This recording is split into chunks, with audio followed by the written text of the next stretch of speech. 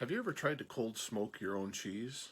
Well, we're here in the northern part of Ontario, Canada, and it's winter. It's cold. I got the Green Mountain Grill pellet stove here. I got the pellet tube. I got the pellets. I got the butane lighter. And I'm going to show you today how to turn these into something that looks a lot more like these.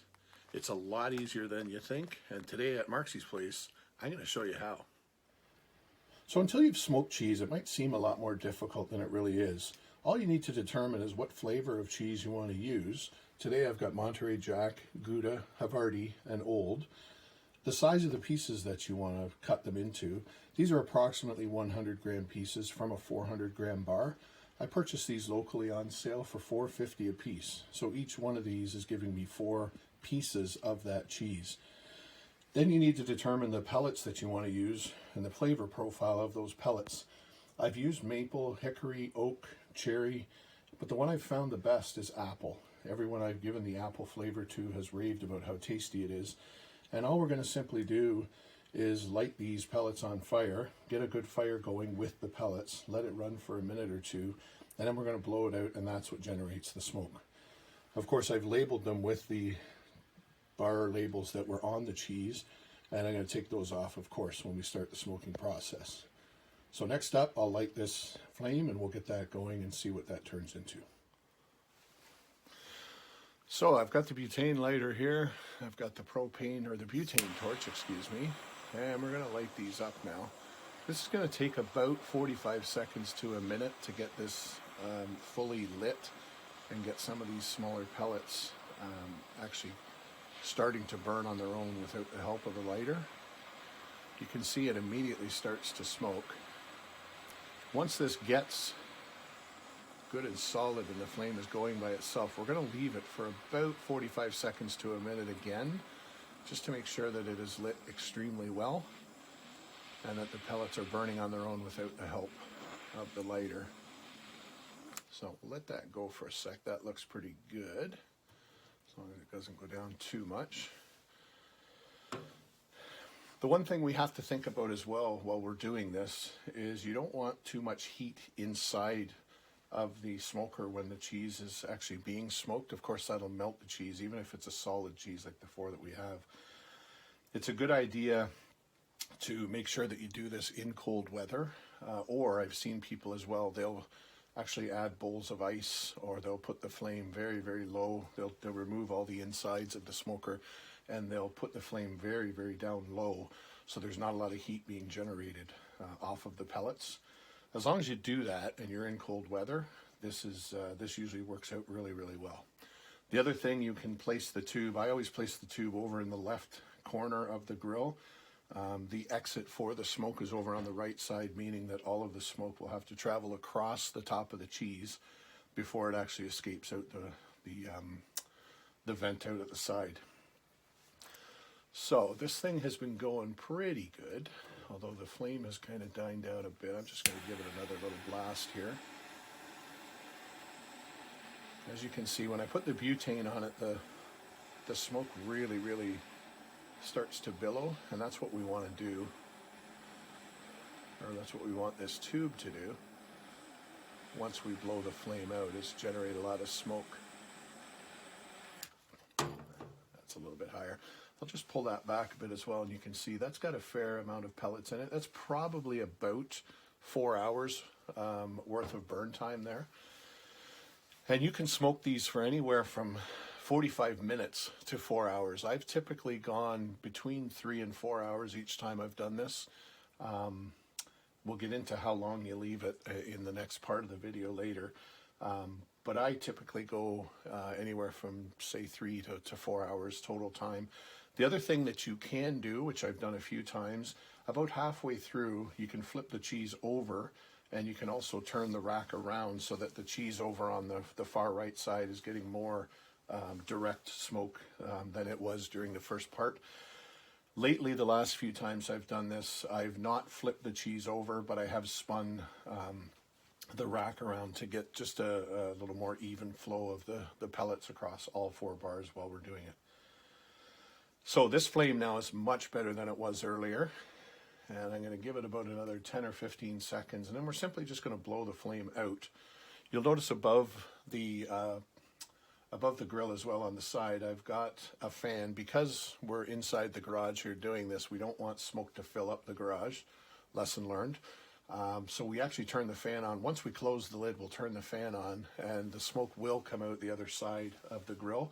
The fan will actually blow it outside the garage for us. That looks great. So simply a quick blow on the side of the tube, and now very, very carefully we're going to lay that tube down into the smoker, and you can see that it's already got a really good smoke coming out. So I'm just going to now close the lid so that we don't get that billowing into the garage. And I'm going to turn the fan on as well, because that's going to pretty quickly start coming out the other side here. So the cheese has been in the grill now for about 45 seconds to a minute with the lid closed. You can hear the fan.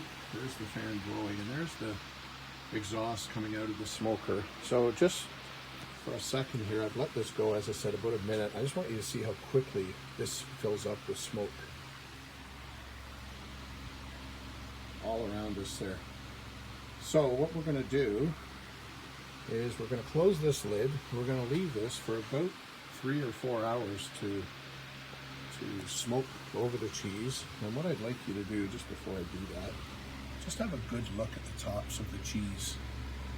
All very solid white. And when we come back out, the colors on the top of those cheese are just going to show you how much smoke was absorbed into the cheese.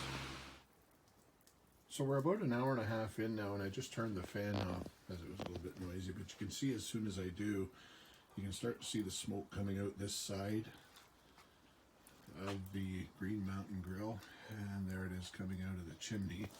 I'm going to turn this back on because I've only had this fan off for about 10 seconds, and it's already getting smoky in the garage here, just to show you how much that little tube generates. So I've already come in here and I've already rotated the baker's rack so that the cheese that was at the bottom is now at the top, and the one that was at the top is now at the bottom. I just want to quickly let you see that smoke really shoots out of there.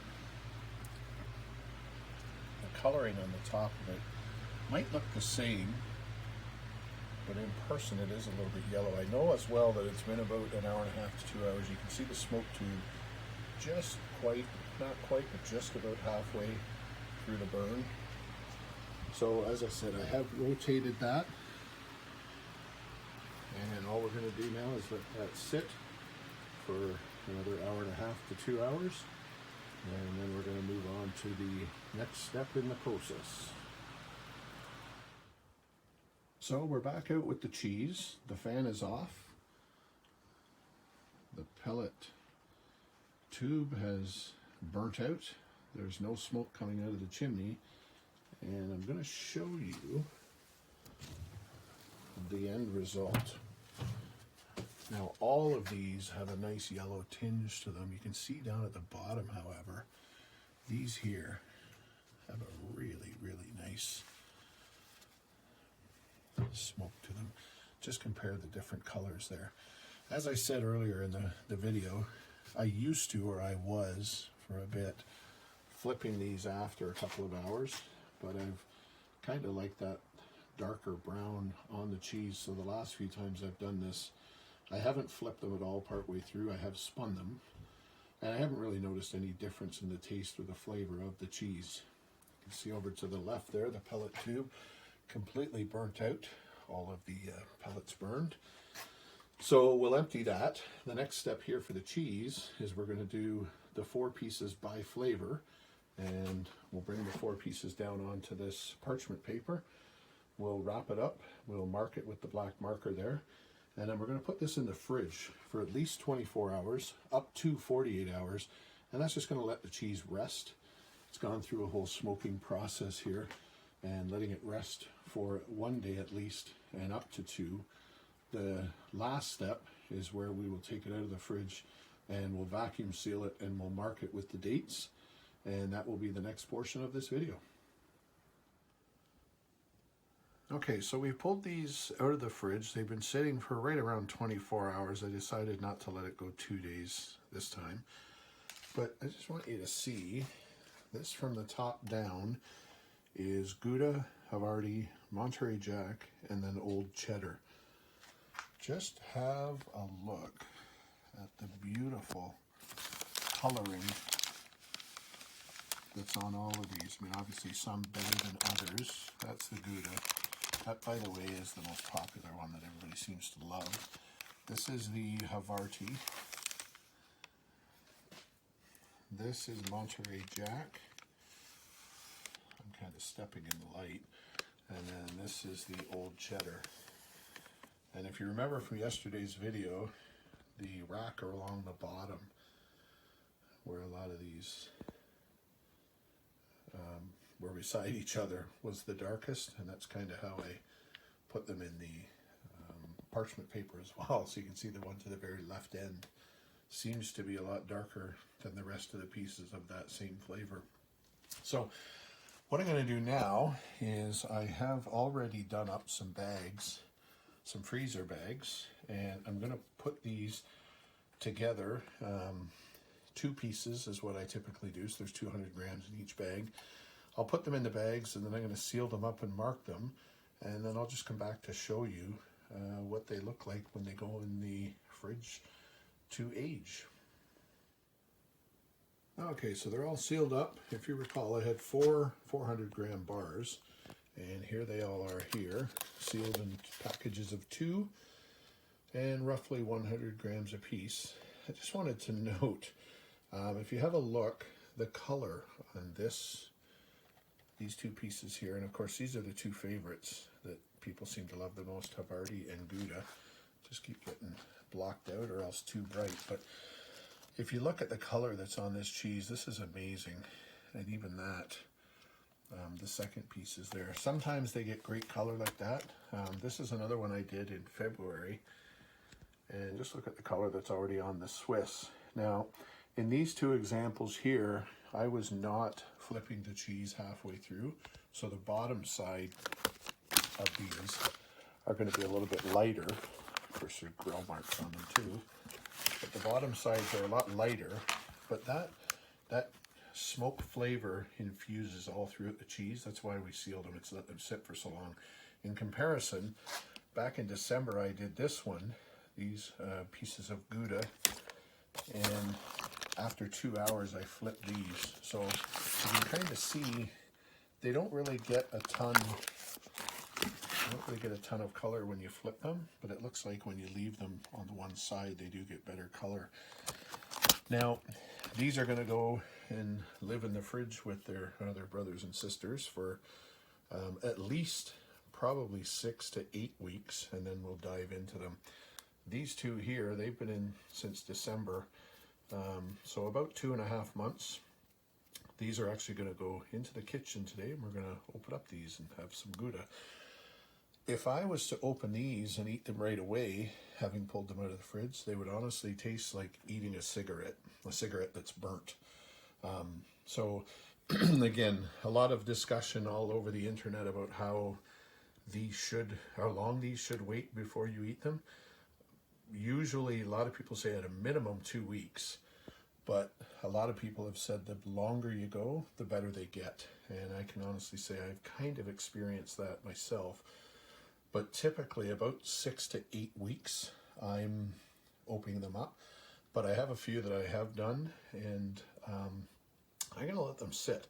Apparently these can sit for even up to a year, and then you can have them because they are vacuum sealed. So that's about it. Not a lot of work. Actually, I can honestly say I probably spent more time making and editing this video than I have in actually doing the work on the cheese itself. So hopefully you got some out of this, and you can try this yourself. You don't need an actual smoker like I've got. Any sort of barbecue, as long as it's got a vent, you can buy the smoking tube, and I'll put links down below to a lot of the products that I used in making this cheese. But hopefully you got something out of it. If you would like to, hit subscribe, and there's more videos that are going to come up that I'm going to be making a lot more things on this grill. Thanks for sticking around, and take care.